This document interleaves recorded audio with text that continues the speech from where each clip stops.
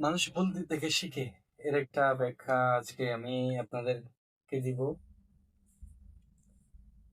ভুল করা মানে ব্যর্থতা নয়। মানুষ সাধারণত ভুলকে ব্যর্থতা মনে করে, কিন্তু বাস্তবতা হলো প্রতিটি ভুল আমাদেরকে শেখায় কিভাবে আরো ভালো সিদ্ধান্ত নেওয়া যায়।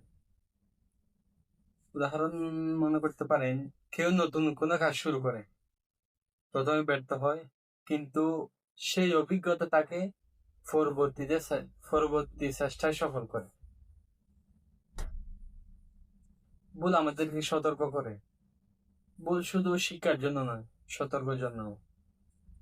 যখন আমরা ভুল করি, তখন বুঝতে পারি কোন পথ বিপজ্জনক, কোন সম্পর্ক ক্ষতিকর, এবং কোন সিদ্ধান্ত খারাপ প্রভাব ফেলে আমাদের জীবনে। ভুল আমাদের মননশীল করে।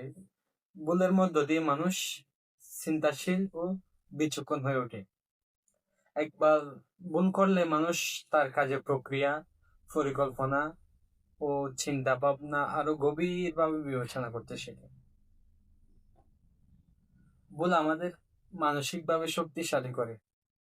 যারা ভুলকে স্বীকার করতে পারে তারা মানসিকভাবে অনেক শক্তিশালী হয়। অন্যদের বিরুদ্ধে অভিযোগ না করে নিজের ভুল বুঝে নিলে জীবনের সাহস ও দৃঢ়তা আসে। ভুল মানুষকে উদ্ভাবনী করে।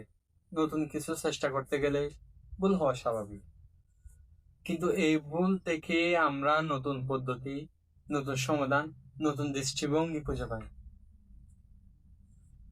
উদাহরণস্বরূপ, বৈজ্ঞানিক বা প্রযুক্তিগত আবিষ্কার প্রায় হাজার ভুলের মধ্য দিয়ে আসে।